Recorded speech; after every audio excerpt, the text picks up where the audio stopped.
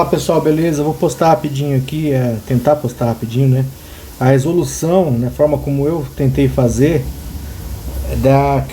daquele exercício de apoio que caiu na semana 4, tá? Em que você tinha que fazer um teste de hipótese para verificar se o nível de empregabilidade dos estudantes que fizeram um determinado curso de pós-graduação, de MBA, se o nível de empregabilidade aumentou, né, de maneira significativa, né, na média, ou se não, né, ou se essa hipótese não pode ser comprovada, tá? Então o que é dado? É dada essa base de dados, né, que é uma planilha com uma pesquisa que foi feita com 882 alunos, né? Então nossa amostra é 882, tá? Então nosso N, você já sabe, a amostra é 882. Então foi feita essa pesquisa com esses alunos e cada um desses alunos tinha um nível, um número, né, que era determinado como nível de empregabilidade. Como que se chegou nesse número pouco importa, tá? É um índice, né? No exercício não é informado como que se chega nesse número, do que ele é composto, mas nós temos esse número. E é o nível de empregabilidade. O que é nível de empregabilidade? É a probabilidade de você conseguir um emprego, né, dadas as suas qualificações. Então espera-se que depois que fazer o curso de MBA, que normalmente é um curso caro, esse nível de empregabilidade aumenta, né? A sua probabilidade de conseguir um bom emprego depois de fazer o curso, espera-se que ela aumente. Então era isso que, digamos, que a universidade queria comprovar e, de certa maneira, usar isso ao seu favor, né, em campanhas de marketing, divulgação do seu curso. Então nós temos aqui o nível de empregabilidade antes, que é before, e o nível de empregabilidade after, né, que é depois. Então, para tanto, a gente tem que fazer o quê? Formular a hipótese, né? Eu formulei aqui do meu jeito, né? Então, isso aqui é o que nós temos que verificar, né? Se o curso de MBA elevou a empregabilidade dos egressos.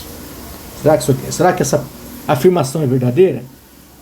Né, de maneira significativa, claro, né? Você não pode pegar um ou outro, esse aqui melhorou, esse aqui também, mas na média, num universo de mais de 800 alunos que fizeram o curso, eu posso afirmar com nível de segurança, né, que o nível de confiabilidade, aqui no caso ele até fala, nível de confiabilidade de 95%, né, ou seja, um alfa de 5%.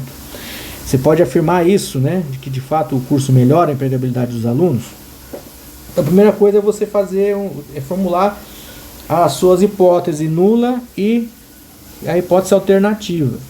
No caso aqui, a alternativa, né, que na verdade é o que eu estou testando, é se de fato o curso aumenta a empregabilidade. Então, uma das maneiras de você escrever é dessa maneira, né? Se a média antes menos a média depois é menor do que zero.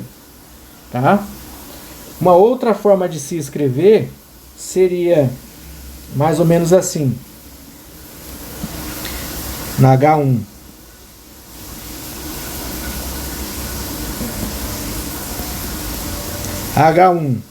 se a média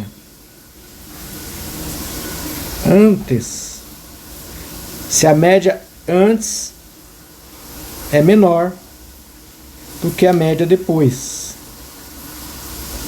Concorda?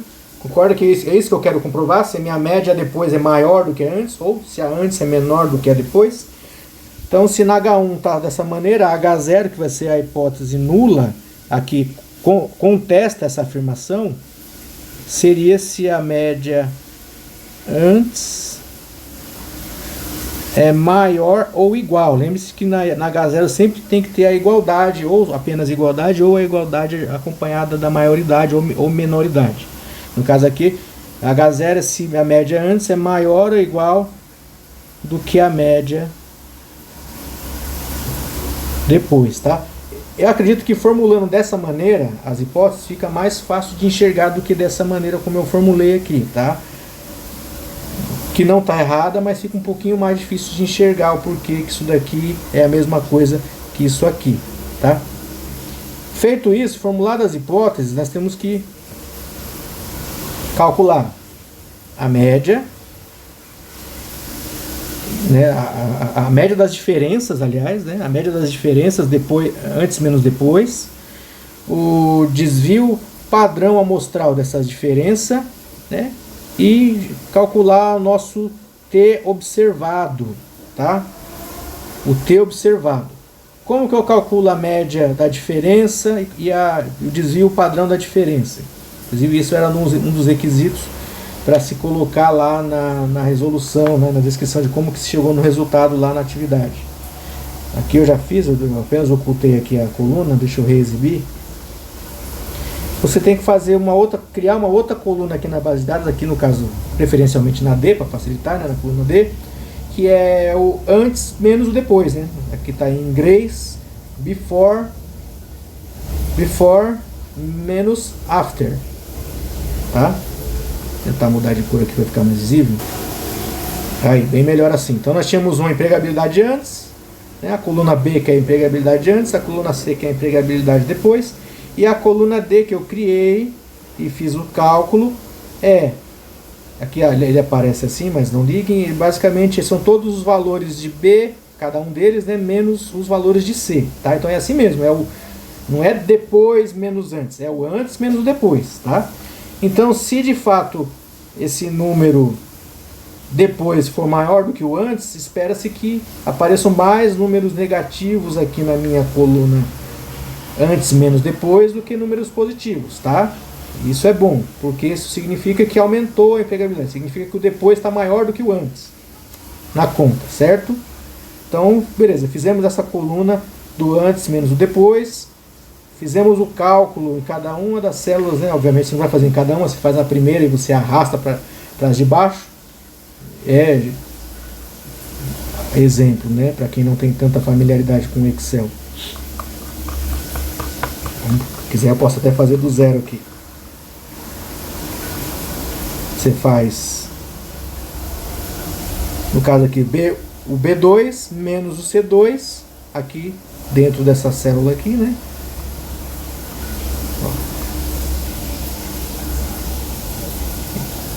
Bota um igual, né?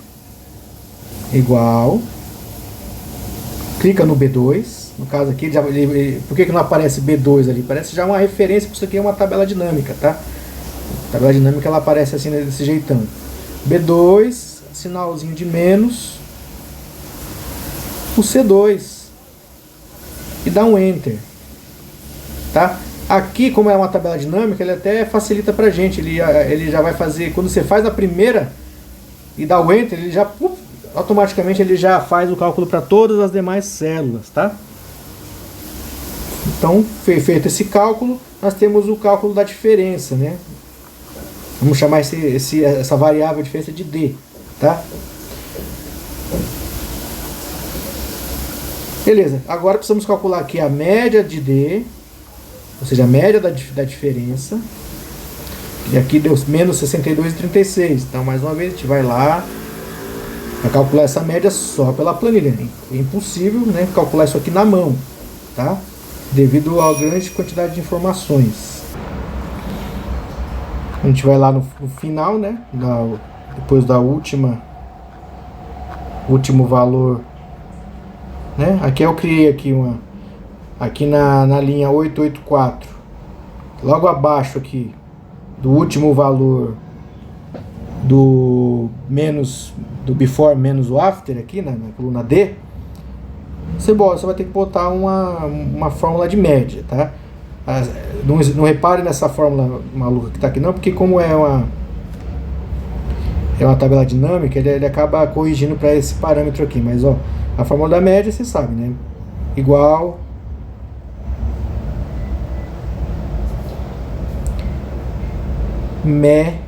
cadê o igual média, abre o parênteses. Então vai lá do D2, né? A gente já sabe que está lá no D2. De D2, 2 pontos, até o D883. Ou você pega o seu mouse lá e clica lá no D2 e arrasta até o D883, só que você vai ter mais trabalho, tá? Então aqui eu já sei que começa no D2 e termina no D883, então a minha média que eu quero são desses valores. Aí ele vai puxar aqui a média menos 62,35. Você pode arredondar isso aqui para menos 62,36, tá? E o desvio padrão, né, da mesma maneira. Vamos fazer do zero de novo.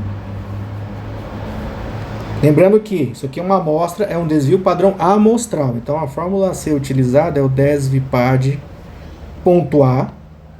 tá? Da mesma maneira eu vou fazer do D2.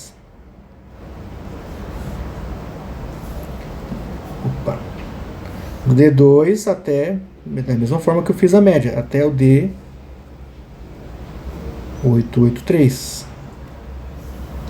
O resto aqui eu posso apagar. É só isso. Desvipad.a, abre parênteses, D2, dois pontos, D883. Dá um Enter. Já vai aparecer aí o meu desvio padrão amostral dessa diferença aqui, né? Do antes menos o depois. Tá? Temos os valores. Tá aqui. Média da diferença, menos 62,36. Esse MD que está aqui, ele é um parâmetro que ele é usado, que está na fórmula, né? Só que como ele é um valor que não é informado, a gente considera ele como zero, tá? Então isso aqui é zero por quê? Porque é um parâmetro não informado. Se tivesse sido informado, a gente usaria o valor que poderia estar no enunciado, mas como não está, a gente considera como zero. Esse SD aqui é justamente o desvio padrão amostral da diferença, que deu lá 126,18 que a gente calculou, e o meu N, o tamanho da minha amostra, é 882. Então, a fórmula para se calcular o meu T esperado é essa aqui, tá? É a média da diferença menos esse MID aqui, o MIND, esse MIND aqui, que não foi informado, que vai ser zero, dividido pelo desvio padrão da diferença, dividido, né, isso aqui pode pôr entre parênteses se quiser, dividido pela raiz da amostra, tá? Então, substituindo os valores, vai ficar aqui T igual a menos 62,36, que é a média da diferença, menos zero, que é aquele MIND, que não foi informado, então é zero. Tudo isso sobre 126,18, que é o desvio padrão da diferença, desvio padrão amostral da diferença, né? Dividido pela raiz quadrada da amostra, que é a raiz quadrada de 882. Então, fazendo essa conta aí, vocês façam aí na sua calculadora ou no próprio Excel, vai dar isso aqui, menos 14,68, tá? Isso aqui é meu T observado, tá? Agora, para eu validar, para eu saber se isso aqui será que isso daqui, bom, o número deu negativo aqui no meu T, então é bom, quer dizer que o meu depois é maior do que o meu antes na média aqui, tá? Pelo meu T observado. Só que, será que esse valor ele é significativo o suficiente para eu considerar válida essa minha hipótese de que aqui é mais fácil de enxergar, de que o antes é menor do que o depois? Então, para a gente validar isso aqui, a gente tem que ter um nível, um alfa, né? Que seria um erro, né? Se o alfa é de 5%, então a minha confiabilidade dessa minha informação é de 95%. Então, com 95% de certeza, eu posso afirmar ou não, né? Que o meu curso de MBA aumenta a empregabilidade. Então, usando um alfa de 5%, que é dado lá no enunciado do problema, né? Que é o que deve ser usado, nós calculamos precisamos calcular agora o nosso T crítico, né? E a definição do valor do T crítico, para você saber se de fato aquele valor de menos 14,68 ele é o suficiente para eu considerar que o meu curso aumenta a empregabilidade. Então, usando o alfa de 5%, a gente converte ele para um valor unitário, 0,05. Aí, na fórmula, eu preciso primeiro achar um grau de liberdade. O que é o grau de liberdade? É o N menos 1, tá? O N é 882, que é a minha amostra, menos 1, Dá 881, mas aqui tanto faz se faz essa conta ou não, porque já deu um número grande o suficiente para eu considerar ele como infinito, tá? Então, 882 ou 881, ou que fosse 800, ou 700, ou 600, que seja, é uma amostra grande o suficiente para eu considerar esse número como tendendo a infinito, tá? Porque se você pegar lá a tabela do T do Student, ele só vai até o 150, tá vendo? Uma amostra até 150, você tem um valor que é diferente do, né, de 100, por exemplo. Agora, a partir de mais de 150, ele já orienta que vocês considerarem como infinito. Aqui o símbolo do infinito, aqui, ó, que bonitinho, né? O famoso 8 deitado, tá? Então, ó,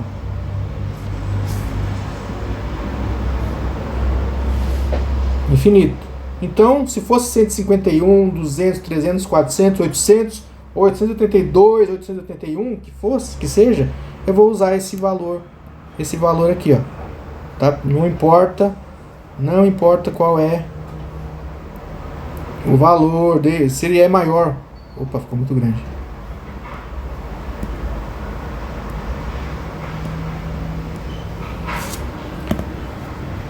Vou usar esses valores aqui na minha tabela T do Student, tá? Que é considerando que a minha amostra ela é grande o suficiente para eu considerar como né, como infinito, tá? Então, grau de liberdade 881, que é igual a infinito. Nós temos aqui, e na tabela T do Student, dado um alfa de 5% e um grau de liberdade infinito, eu vou lá no meu alfa de 5%, onde é que está o meu 5%? Tá 0,005.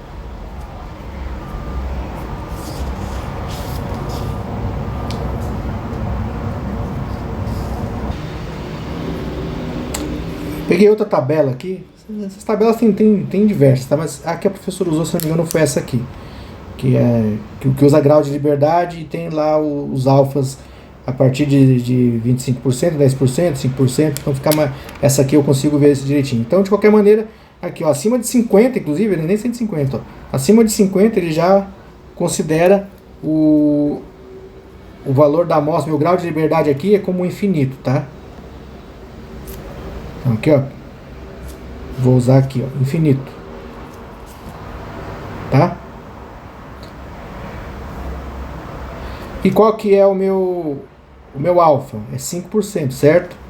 Então, ó, de 5% aqui, ó, indo lá para baixo, ó.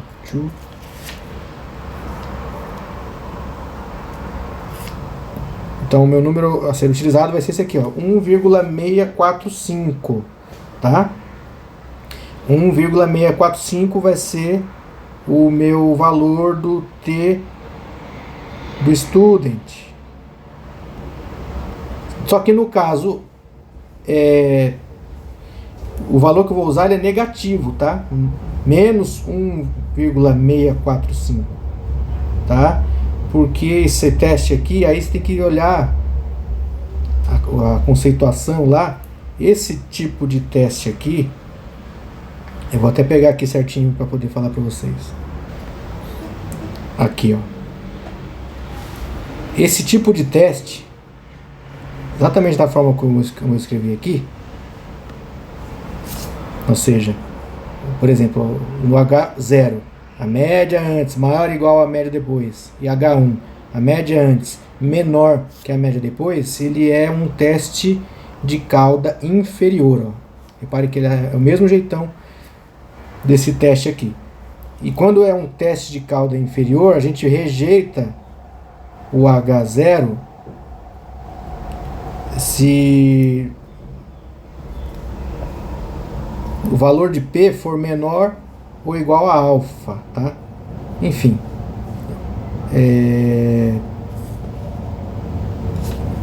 Então, quando é um teste de cauda inferior, é como se eu estivesse desenhando, grosso modo aqui, ó,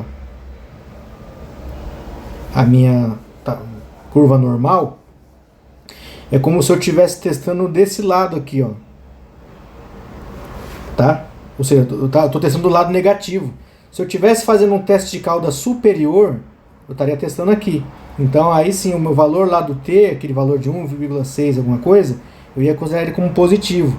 Só que como ele é um teste de cauda inferior, eu estou testando aqui essa parte, que o lado esquerdo, então o valor do T do Student, apesar de aparecer positivo aqui na minha tabela, o T de Student, eu consideraria como negativo, tá? Porque é um teste de cauda inferior. Inclusive, quando eu fiz, eu confesso que eu até errei. Depois que eu li a explicação, depois que você lança lá a sua resolução, ele te retorna um feedback lá de qual que deveria ser a resposta correta, depois eu entendi, tá? Então, de qualquer maneira, é isso. Você achou lá esse 1,165 no T do Student, que vai ser o nosso valor crítico, o T crítico, ele é um valor negativo, tá? Por que é valor negativo? Porque ele é um teste de cauda inferior, tá? Então esse é o nosso T crítico. Então, se o meu alfa é 5%, aliás, se no caso aqui não é nem o alfa, aqui no caso seria um valor de P aqui, né? O que a gente achou aqui nada mais é que um valor de P. Tá. Opa. Esse valor aqui de menos 14,68 é como se fosse um valor de P, tá? Esse valor aqui, ele é o que? Ele é maior ou menor do que o valor crítico, né? O valor crítico é maior, né? Se o valor de P encontrado aqui, ó, que é menos 14 é menor do que menos 1,6, tá? Se o valor de P aqui é menor do que o valor crítico, o que devemos fazer? De acordo com a regra geral aqui, a gente rejeita H0, né? No caso, se ele for menor, aqui ele coloca menor igual a alfa, né? É que aqui é pro teste de alfa, né? Não é do teste T. Mas de qualquer maneira é isso. A resolução é essa. Hipótese H0. A resposta que vocês deveriam ter dado é essa aqui. A hipótese H0 deve ser rejeitada. Ou seja, o que eu estou rejeitando? Estou rejeitando a hipótese contrária, a hipótese nula, né? Pois o valor de T observado, é menor do que o T crítico. E o que significa essa geringonça aqui? Significa que de fato o MBA, o curso de MBA, elevou sim a empregabilidade, né? De maneira significativa, dada um alfa de 5%, tá? Então, aí, nesse caso, a empresa poderia usar isso aí a seu favor, fazer uma campanha de marketing falando que o curso deles, estatisticamente, comprova com uma confiabilidade de 95% de que eleva a empregabilidade de seus alunos. Beleza? Então, essa é a resposta correta dessa questão, tá? As fórmulas não são tão complicadas, né? Não é nada muito complicado, o mais complicado mesmo é você formular isso aqui. Ou dessa maneira, como eu formulei, ou essa maneira aqui, que é até mais fácil de se enxergar, né? Beleza? Então, formulando isso certinho, fazendo os cálculos, achando o T observado e achando o T crítico, verificando que o T observado é menor do que o T crítico, então, se ele é menor, eu rejeito H0 e eu aceito H1, tá? Então, de fato, eu posso falar que, na média, a empregabilidade depois de fazer o curso é maior do que a empregabilidade antes de fazer o curso. Então é assim que se interpreta esse problema. Beleza, pessoal? Bora pra cima então, que agora ainda vou começar a semana 5. Beleza? Abraço a todos.